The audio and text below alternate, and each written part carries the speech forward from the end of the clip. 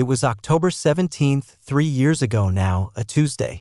The air had that crisp edge promising a cold winter, and the leaves on the maple in our front yard were a riot of red and gold. Sarah stood in the hallway, two suitcases flanking her like mismatched soldiers. Her face was set, hard in a way I hadn't seen often in our 15 years together. "Nolan, it's over," she said, the words clipped, devoid of the warmth I once knew. "I can't do this anymore. I'm leaving." Just like that. No preamble, no discussion, just a declaration severing a decade and a half. I remember feeling strangely detached, as if watching a scene unfold on television. My mind snagged on the practicalities first, a defense mechanism, I suppose. Where would she go? What about the bills? The cat? Then came the sting, sharp and deep. 15 years. Ended in 15 seconds in a hallway filled with the scent of the pumpkin spice candle she'd lit that morning. She didn't cry, didn't shout, just stated her decision as fact. She picked up her bags, the wheels rattling slightly on the hardwood floor I'd installed myself 5 summers ago.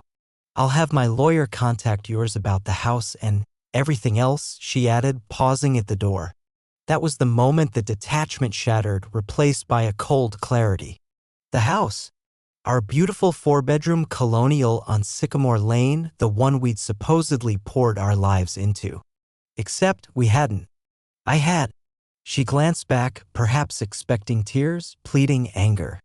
I offered none. I just watched her walk out, close the heavy oak door behind her, and listened to the sound of her car engine fading down the street. The silence she left behind was immense, suffocating. Then, a thought, clear and sharp as ice, cut through the shock. The house wasn't ours. It was mine. Purchased with my inheritance, the deed solely in my name, notarized and filed long before she'd even finished decorating the guest room. She'd said it's over, and maybe it was. But the narrative she was constructing in her head about dividing our assets had one very significant, legally binding flaw. She hadn't just left me, she'd walked away from a life built largely on my foundation, and she seemed utterly oblivious to the fact that the biggest piece didn't belong to her at all. The fight wasn't over, it hadn't even begun.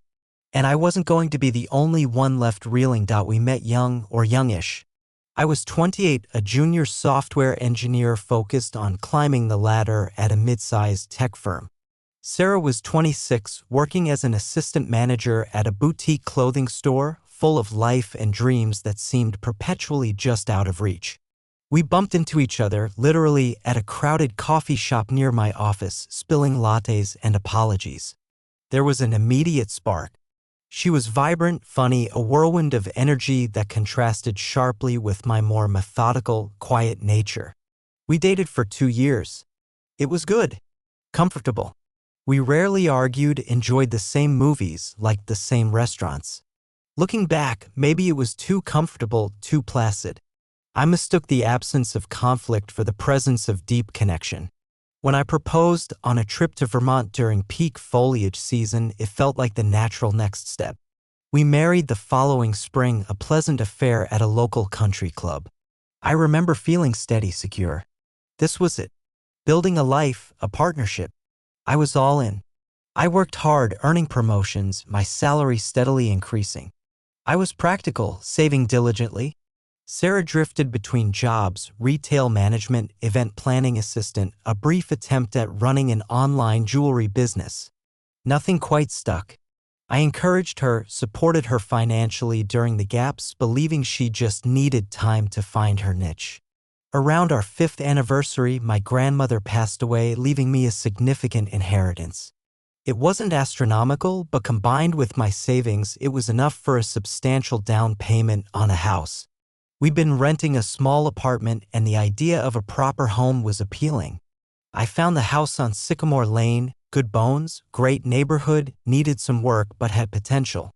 Because the down payment and the mortgage qualification were based entirely on my finances and my inherited funds, my lawyer at the time, Mr. Henderson, strongly advised putting the deed solely in my name.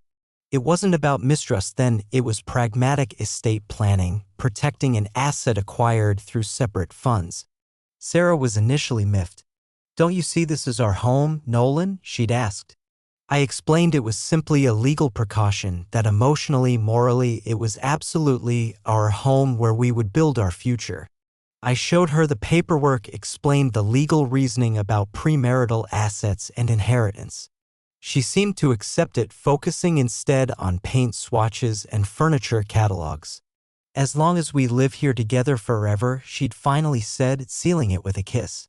Famous last words. Over the next 10 years, I poured myself into that house and our life. I paid the mortgage, the taxes, the insurance. My bonuses covered renovations, a new kitchen, updated bathrooms, the hardwood floors, landscaping.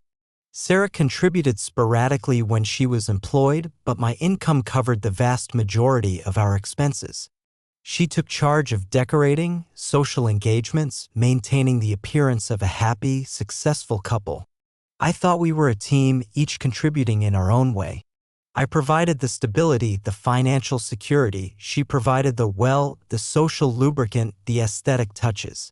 I didn't mind the imbalance. I loved her, and I genuinely believed we were building something permanent, something based on mutual commitment, even if the financial contributions weren't equal. I valued loyalty, stability. My own parents had a messy divorce when I was a teenager, and I was determined not to repeat that pattern. I believed in weathering storms, in commitment, in the promises we made under that flowered archway at the country club. I wasn't just investing in a property, I was investing in a marriage, in a shared future I thought was as solid as the foundation stones of the house itself. The cracks started small, almost imperceptible. Looking back now, with the clarity of hindsight, they seem glaringly obvious, but at the time I explained them away. Life gets busy, people change, marriages evolve. That's what I told myself. It began about 2 years before she left. Sarah started working late more often.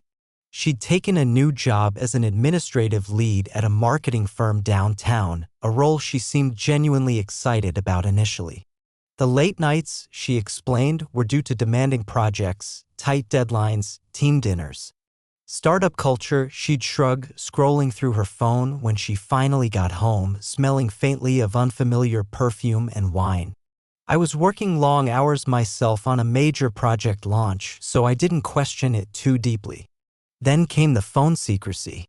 Her phone, once casually left on the coffee table or nightstand, was now perpetually attached to her hand or hidden away.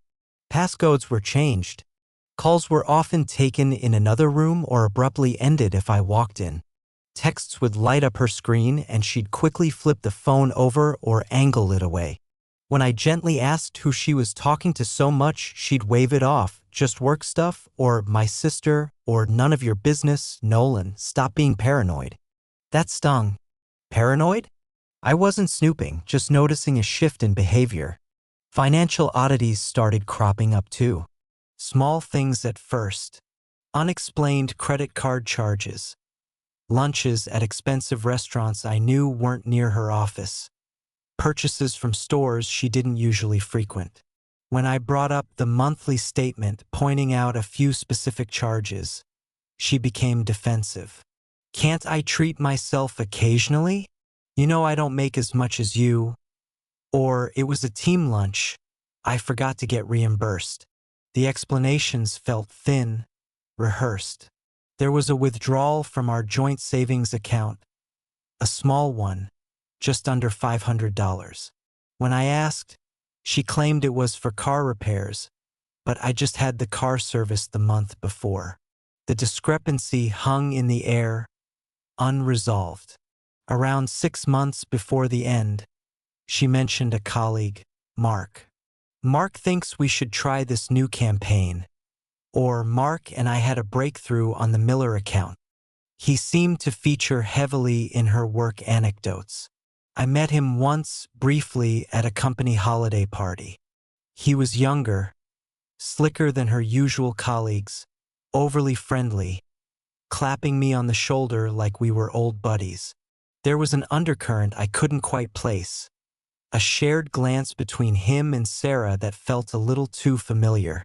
I told myself I was imagining things, projecting my own insecurities perhaps. But the seed of doubt was planted. The intimacy between us dwindled. Affection became perfunctory. Conversations felt strained, superficial. We were living parallel lives under the same roof. My attempts to reconnect, suggesting date nights, a weekend getaway, were met with excuses.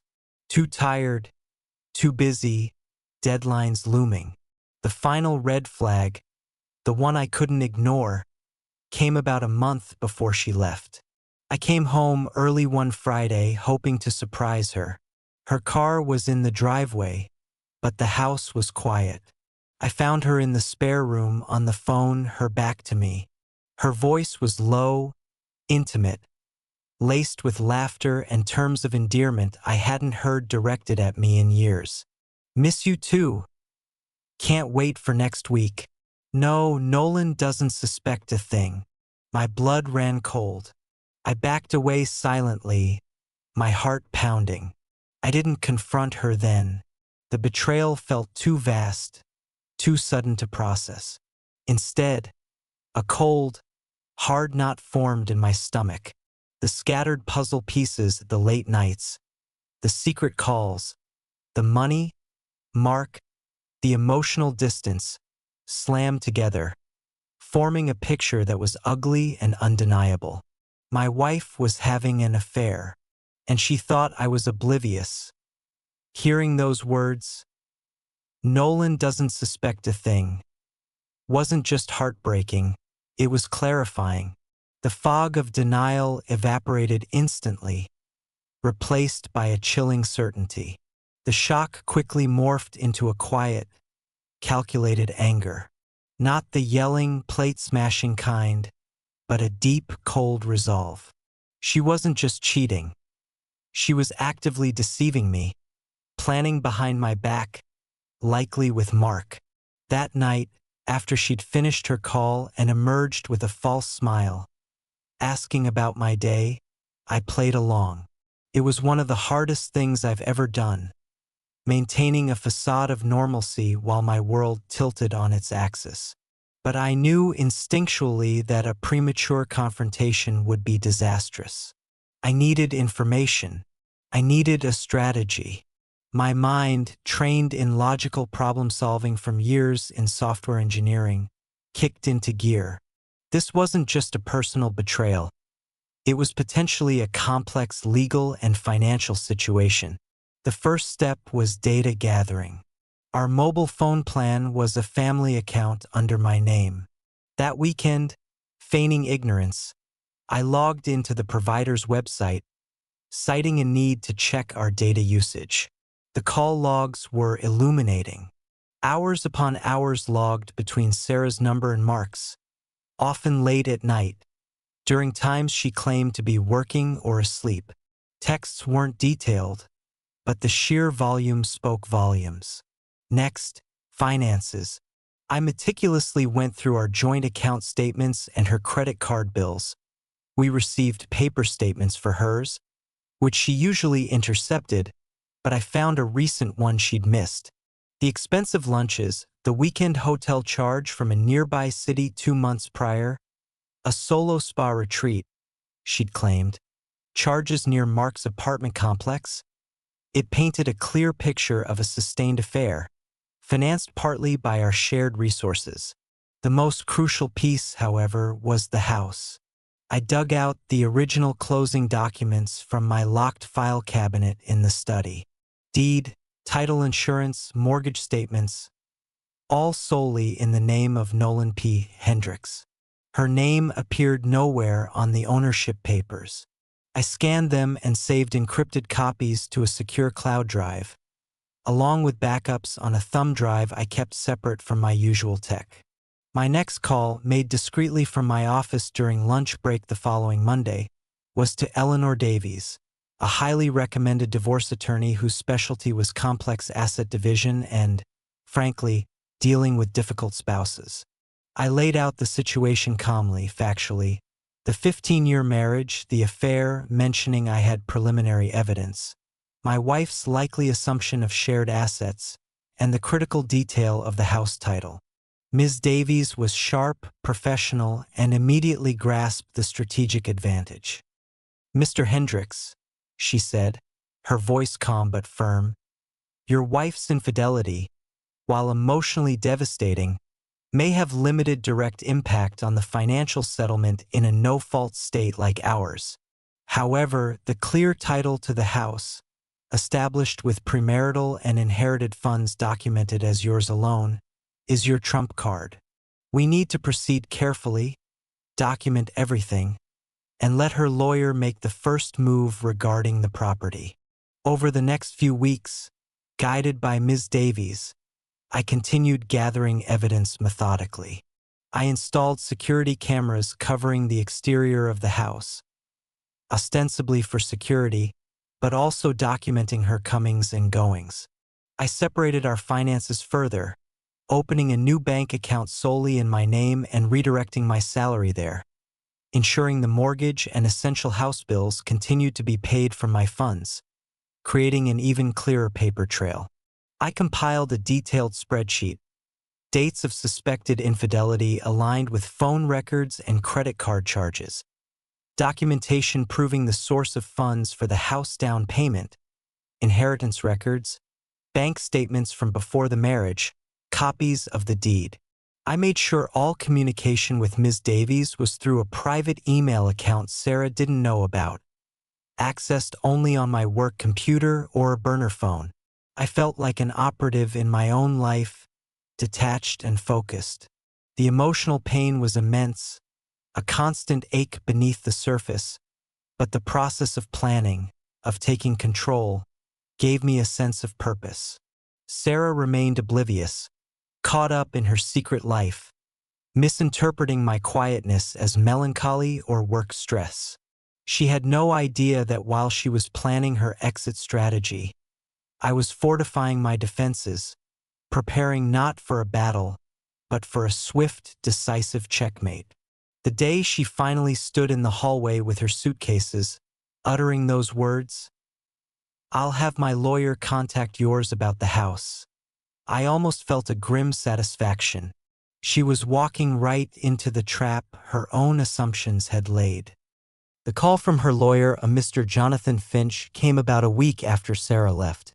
His tone was confident, almost smug, outlining their expectation of a 50-50th split of all assets, with particular emphasis on the marital home. He proposed selling the house and dividing the proceeds equally. Ms. Davies listened patiently before responding calmly. "Mr. Finch, perhaps your client neglected to inform you, but the property on Sycamore Lane is not marital property. It was purchased by my client, Mr. Hendricks, using documented inheritance and premarital savings. The deed is solely in his name. We have irrefutable documentation proving this." There was a distinct pause on the other end of the line. "I believe you'll find," Finch began, sputtering slightly.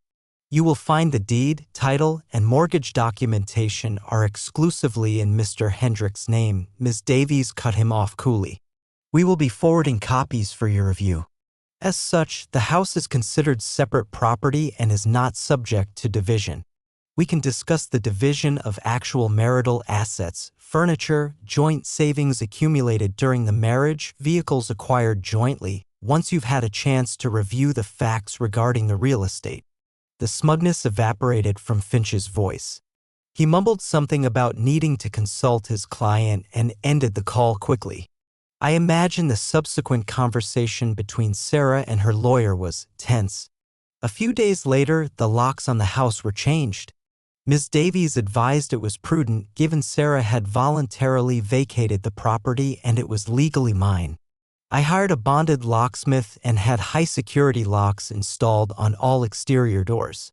Sarah arrived the following Saturday morning, unannounced, presumably to collect more of her belongings.